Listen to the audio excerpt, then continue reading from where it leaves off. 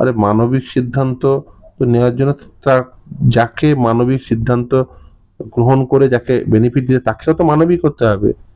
তিনি কোথাকার মানবিক ছিলেন? যেমন সাদা খাতা জমা দিয়ে চাকরি নিয়েছিলেন, তিনি মানবিক ছিলেন? ফলে মানবিক সিদ্ধান্ত তার সঙ্গেই নেওয়া যায়, তিনি মানবিক। 20,000 টাকার নিচে যারা আয় করেন প্রত্যেকটা পরিবারকে 20,000 টাকা দেওয়া হবে এবং এটা শুরু করা হোক কালীঘাট বস্তি থেকে। আমি ফিরদৌস আমিন দাবি করছি। ভবিষ্যতে আরো ধাক্কার জন্য অপেক্ষা করুন, আরো ধাক্কা খাবেন। এই যে পরবর্তী যে সিদ্ধান্ত হয়েছে, যেভাবে পরীক্ষা নিচ্ছেন এসএসসির, ওটা ধাক্কা খাবেন। আজকে আপনি এটা ভালো করে সংরক্ষণ করে রেখে দেন, যেদিন ধাক্কা খাবেন সেদিন চালিয়ে দেবেন। আমি তো অনেকদিন আগে থেকে বলছি যে এই জিনিস হবে, এবং তার সঙ্গে আরেকটা জিনিস আপনি সংরক্ষণ করে রাখুন, যে ভারতবর্ষের রাজনীতিতে কোনো রাজনীতিবিদের এই পরিণতি হয়নি যে পরিণতি মমতা ব্যানার্জির হতে চলেছে। ওনার শেষের পরিণতি অত্যন্ত ভয়ঙ্কর। এরা সব তরুণ তরুণী, 31 লক্ষ তরুণ তরুণী বঞ্চিত এসএসসিতে, 23 লক্ষ তরুণ তরুণী বঞ্চিত প্রাইমারিতে। একটা টেটের বললাম, কাস্টোডিয়াল ইন্টারোগেশন করতে বলেছে সিবিআই কে, 12% হারে সব টাকা ফেরত দিতে হবে। ডিস্ট্রিক্ট ম্যাজিস্ট্রেট গুলো নিচ্ছে কিনা, সব কটা ডিস্ট্রিক্ট ম্যাজিস্ট্রেট তো আদালত অবমাননা করছে। সব কটার অবস্থা খারাপ হবে, ডিএম গুলোর অবস্থা সবার আগে খারাপ হবে। ডিএম দের উপর নির্দেশ আছে ডিস্ট্রিক্ট ম্যাজিস্ট্রেট গুলোর উপর। বেসিক্যালি আমি বলেছিলাম না, চোরাবালিতে ঢুকেছেন, যত মিথ্যা কথা বলবেন না তত বেশি চোরাবালিতে ঢুকবে, এনে বেরোতে পারবে না, হাত পা ছুটছে এখন। জনগণ তারা যদি দমদম দাওয়াই দিতে শুরু করে, এবং দেবেই, ভয়ঙ্কর তম পরিণতি। ভারতবর্ষের কোন রাজনীতিবিদের এই পরিণতি হবে। নমস্কার দর্শক বন্ধুরা, ইমেজ বেঙ্গলে আপনাদের সকলকে স্বাগত। গ্রুপ সি এবং গ্রুপ ডির চাকরিহারা সেই সমস্ত কর্মচারী, তাদের ভাতা দেওয়ার বিষয় নিয়ে অন্তর্বর্তী স্থগিতাদেশ জানালেন হাইকোর্ট। এই বিষয়টি নিয়ে কথা বলতে আমরা মুখোমুখি বিশিষ্ট আইনজীবী ফিরদৌস আমিনের। ফিরদৌস, ইমেজ বেঙ্গল আপনাকে স্বাগত। ফিরদৌস, আজকে যে বিষয়টি আমরা দেখলাম যে মাননীয় বিচারপতি অমৃতা সিনহা তিনি বলেছেন যে সরকারের কি লাভ এদেরকে ভাতা দেওয়ার জন্য। সেটা তো মানে প্রশ্ন ছিল, কিন্তু অ্যাকচুয়ালি আজকে নির্দেশ হয়েছে যে সরকার যে ডিসিশন নিয়েছেন সেটির অন্তর্বর্তীকালীন স্থগিতাদেশ। অন্তর্বর্তীকালীন স্থগিতাদেশ এই কারণেই হয়েছে, একটি নিয়োগ প্রক্রিয়া সেটা বাতিল হয়ে গেছে। কিসের জন্য বাতিল হয়ে গেছে? দুর্নীতির জন্য। যারা দুর্নীতি করলো তাদেরকেই বলছেন মাসে মাসে টাকা দেবো। দুর্নীতি যারা করলো তাদের কাছ থেকে টাকা ফেরতের কথা বলা ছিল, আর আজকে আপনি বলছেন তাদেরকে টাকা দেবো। এটা তো হতে পারে না। টাকা দিতে গেলে জনগণের করের টাকা অত্যন্ত যুক্তিসঙ্গতার সাথে আপনাকে খরচ করতে হবে, তার আইনগত ভিত্তি থাকতে হবে। আপনি আইনগত কোনো ভিত্তি নেই, আপনি হঠাৎ করে মনে হলো একে দিয়ে দেবো, মানে চোরেদের টাকা দেবো, আর আপনি টাকা দেওয়া সেটাকে আদালতকে মেনে নিতে হবে। আর মানবিক সিদ্ধান্ত, আরে মানবিক সিদ্ধান্ত তো নেওয়ার জন্য তার যাকে মানবিক সিদ্ধান্ত গ্রহণ করে যাকে বেনিফিট দিয়ে তাকেও তো মানবিক হতে হবে। তিনি কোথাকার মানবিক ছিলেন? যেমন সাদা খাতা জমা দিয়ে চাকরি নিয়েছিলেন, তিনি মানবিক ছিলেন? ফলে মানবিক সিদ্ধান্ত তার সঙ্গেই নেওয়া যায়, তিনি মানবিক। আপনি যদি কাল থেকে বলেন মানবিক সিদ্ধান্ত, চোরেদের পরিবার আছে তাই মানবিক সিদ্ধান্ত নিয়ে মানে জেল থেকে সব চোরেদের মুক্ত করে দেবো, কালকে মানে কেউ এসে বোম ফাটিয়ে গেল কোনো জঙ্গি, যে বলেন জঙ্গির 27টা বাচ্চা, হ্যাঁ, আর 27টা বাচ্চার মধ্যে এক একজনের 4টে করে বিয়ে, যে সেই জঙ্গি কোটাকে সব, কারণ ওর পরিবারে অনেক বাচ্চা রয়েছে, সেই কোটাকে সব কোটাকে ছেড়ে দেবো। মানবিক সিদ্ধান্ত মুখ্যমন্ত্রী মমতা ব্যানার্জি নিয়েছেন জঙ্গিদের ছেড়ে দেওয়া। এটা যদি কালকে হয়, বলে আদালতকে মেনে নিতে হবে যে না না জঙ্গিদের ছেড়ে দিতে হবে, হবে? হবে না। কিছুদিন আগে তৃণমূলের এক নেতাকে জেল সরকার চালায় বলে সিদ্ধান্ত নিয়েছে ছেড়ে দেবো, ওকে নাকি ওই বাইকে করে ঘুরে বেড়াতো মমতা ব্যানার্জিকে। তো সে তাকে নাকি সে বাইকে করে কবে নিয়ে গেছিল, যখন বিরোধী দলনেত্রী ছিল, তাকে সিদ্ধান্ত নিয়েছে ছেড়ে দেবে সব।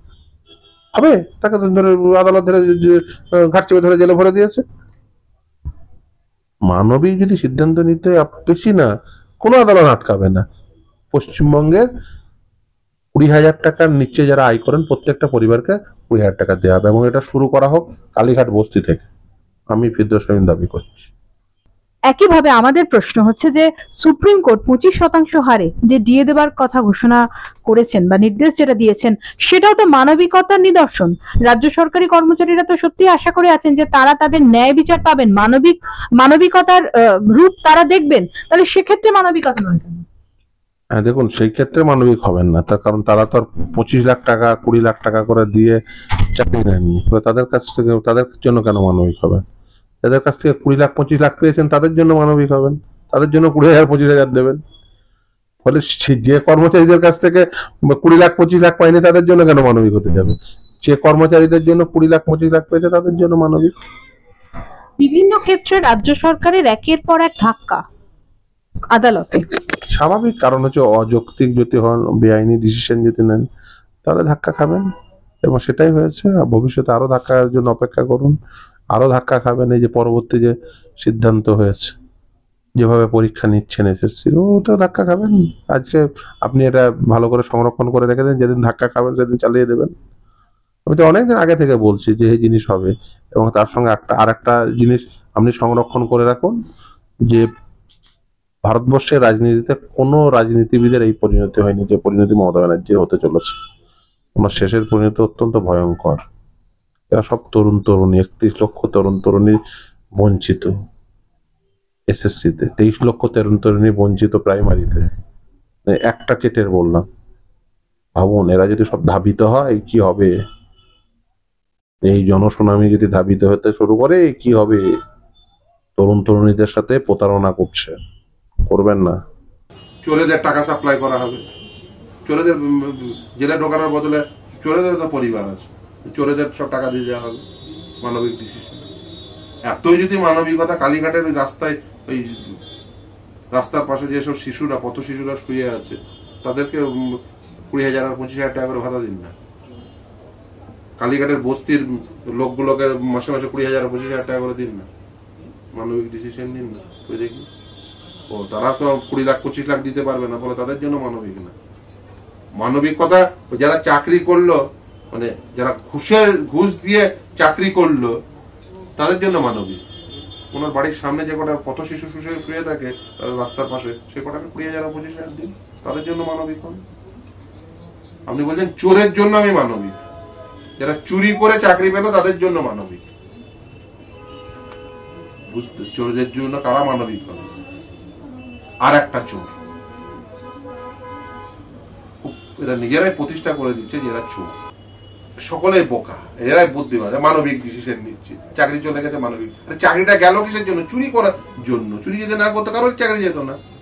সাদা খাতা যা জমা দিয়ে চাকরি পেয়েছে, সাদা খাতা জমা দেওয়া ব্যক্তিদের আপনি ঘোর পথে টাকা দেওয়ার বন্দোবস্ত করছেন, বলছে মাসে মাসে ইন্টারিম রিলিফ হিসেবে আমি দিলাম। আরে মাসে মাসে ইন্টারিম রিলিফ দিতে হলে আপনি যে কালীঘাটের বস্তির লোকগুলোকে দিন, কালীঘাটের আপনার বাড়ির সামনে যে কটা ফুটপাতে শুয়ে আছে সে কটাকে দিন, বেশি না। কলকাতা হাইকোর্টের আশেপাশে যে কজন আছে তাদেরকে দিন, পাঠিয়ে দেবো কালকে। ওই মুর্শিদাবাদের গরিব মুসলমান বাড়ির ছেলে পড়াশোনা করতে পারছে না, সে কটাকে পাঠিয়ে দেবো, বলেন কবে পাঠিয়ে দেবো? লাইন দিয়ে দাঁড়িয়ে থাকবে, সব কটাকে মানবিক ডিসিশন 20,000 আর 25,000 দেবেন। মুর্শিদাবাদের লক্ষ টাকা দিন, নদিয়ার লোকগুলোকে দিন, গরিব মানুষ তো তারা, বলুন কজনকে দেবেন? পাঠিয়ে দেবো লাইন দিয়ে। এই যে আইনের, অর্থাৎ গ্রুপ সি এবং গ্রুপ ডি যাদের বেতন বন্ধ হলো, তাহলে এদের পুরোপুরিটা এখন ভাগ্যটা নির্ধারণ করছে পুরোপুরি এখন কোর্টের উপরে। ভাগ্য আবার কি নিতে? ভাগ্য তো নির্ধারিত হয়ে গেছে, চুরি করে চাকরি পেয়েছে, চাকরি বাতিল হয়ে গেছে, এবার নতুন করার কি আছে? এবার বেসিক্যালি জেলে যাবে কিনা, কাস্টোডিয়াল মানে তো মানে গণ্ডমূর্খ হয় সেটা বোঝাই যাচ্ছে। ও তো জেল খাটা আসামি কি বললো তাতে কি যায় আসে? তৃণমূল মানে গণ্ডমূর্খ হবে সেটা বোঝাই যায়। এই কোন বেঞ্চ মামলা নেবে সেটা ঠিক করে chief justice, being master of the roster. এখন গণ্ডমূর্খদের তো ওই আইনে জ্ঞান থাকবে না বা ওই তথ্য থাকবে না, সেটাই স্বাভাবিক। গণ্ডমূর্খরা গণ্ডমূর্খের মতো কথা বলে দেবে। অবশ্য আবার তারা যদি আবার জেল খাটা আসামি হয়, কিসের জন্য জেলে গেছিল? গরিব মানুষের টাকা নেওয়ার জন্য তো, চিট ফান্ডের জন্যই তো। কে জেল খাটিয়েছিল? মমতা ব্যানার্জি। কিসের জন্য? সাধারণ জনগণের টাকা চিট ফান্ডের মালিকরা লুটেছিল, লুটেরারা কি বললো তাতে কি যায় আসে? লুটেরারা তো চোরেদের পক্ষেই থাকবে, সাধারণ মানুষের লুটেরারা চোরেদের পক্ষে থাকবে, যারা 3.5 বছর জেল কাটে। লুটেরারা কি বললো কি না বললো, লুটেরাদের তো ভয় সত্যবাদীদের, তারা তো আদালতকে ভয় করবে, সেটাই স্বাভাবিক। লুটেরা আদালতের মানে যারা লুটেরা, যারা চোর, তারা মনে করে যে আদালত এই ব্যবস্থাপনা থাকা উচিত, তারা মনে করে আদালত থাকা না আমাদের, তারা যত পারবে লুট করে নেবে। লুটেরাদের জন্য তারা লুটেরা সবসময় সমালোচনা করবে, লুটেরা মাঝে মাঝে জেলে যাবে, 3.5 বছর যেমন জেলে কেটে দিল, আর তার সঙ্গে ও জেলে যাবে, সঙ্গে এইগুলো কাস্টোডিয়াতে থাকবে, কাস্টোডিয়াল ইন্টারোগেশন করতে বলেছে। এক্সপিরিয়েন্স বলে দিতে পারে কেউ, এক্সপিরিয়েন্স ছিল, 3.5 বছরের এক্সপিরিয়েন্স তো রয়েছে ওর। জেল খাটে আপনার ইচ্ছা হলো, আপনি ভোট পেয়েছেন মানে যাকে ইচ্ছা টাকা দিয়ে পারেন না। না, এটা কি নির্বাচনকে কেন্দ্র করে কি মুখ্যমন্ত্রী এই সিদ্ধান্ত নিয়েছিলেন? এটা পিঠ বাঁচানোর জন্য নিয়েছে, কারণ হচ্ছে ওর দলের লোকজন, উনি নিজেও টাকা নিয়েছেন, ঠিক তার পিঠ বাঁচানোর জন্য উনি এটা করেছেন, ওরা নিজের পিঠ বাঁচানোর জন্য। নাহলে লোকে কালীঘাটের বাইরে গিয়ে দাঁড়িয়ে থাকে, আমাদের টাকা নিয়েছো, টাকা ফেরত দাও। ও তো অলরেডি হয়ে গেছে, ওভার আর কি আছে, অলরেডি তো হয়েই গেছে। তো আদালতের নির্দেশ মোতাবেক তো বিজ্ঞপ্তিও দিয়েছে, ফর্ম ফিল আপ করবে, মনে হওয়ার কি আছে। তো চাকরি বাতিল হয়ে গেছে, ও যা করছে সবই হচ্ছে বেসিক্যালি মানে যারা ভাবছেন যে চাকরি ফেরত হবে, বোকামি করছে। আন্দোলন করার চাকরি ফেরত হওয়ার দূরত্ব এক জিনিস না। তাদের পরীক্ষায় বসে পরীক্ষায় পার্টিসিপেট করতে হবে, সাকসেসফুল হতে হবে, তবে চাকরি ফেরত পাবে। আর 31শে ডিসেম্বর পর্যন্ত যারা চাকরি করছে তারা 31শে ডিসেম্বর পর্যন্ত চাকরি করবে, তারপরে যারা সাকসেসফুল হবে তারা কন্টিনিউ করবে, না হলে তাদের অন্য কিছু করতে হবে। দেখুন সবাই তো চাকরি পাবে না, তাহলে তো 31 লক্ষ ছেলে মেয়েকে চাকরি দেবে, 31 লক্ষ ছেলে মেয়ে তার চাকরি দেবে। শেষ একটা বিষয়, এই রায় বেরোনোর পরে যারা গ্রুপ সি এবং গ্রুপ ডি, যে এই চাকরি বাতিল হবে আজ থেকে না, যেদিন কলকাতা হাইকোর্ট রায় দিয়েছিল সেদিন থেকেই বলেছে। এটা পরিণতি হবে স্বাভাবিক। এবং আজকে আর একটা কথা বলে রাখছি, মমতা বন্দ্যোপাধ্যায়ের শেষের পরিণতি ভয়ঙ্কর, এটা ভালো করে রেখে দেয়। শেষের পরিণতি ভয়ঙ্কর, পশ্চিমবঙ্গের কোনো রাজনীতিবিদের সেই পরিণতি হয় না। মমতা বন্দ্যোপাধ্যায়ের শেষের পরিণতি ভয়ঙ্করতম, ভয়ঙ্করতম। ভাবতেও পারবেন না সাধারণ মানুষ যে কি ভয়ঙ্কর পরিণতির দিকে উনি আগাচ্ছে।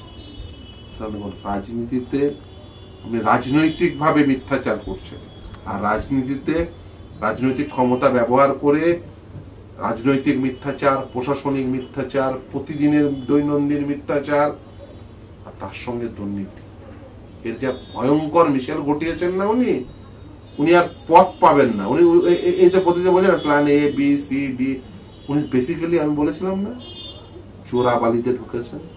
যত মিথ্যা কথা বলবেন না তত বেশি চোরাবালিতে ঢুকবে, এনে বেরোতে পারবে না, হাত পা ছুটছে এখন।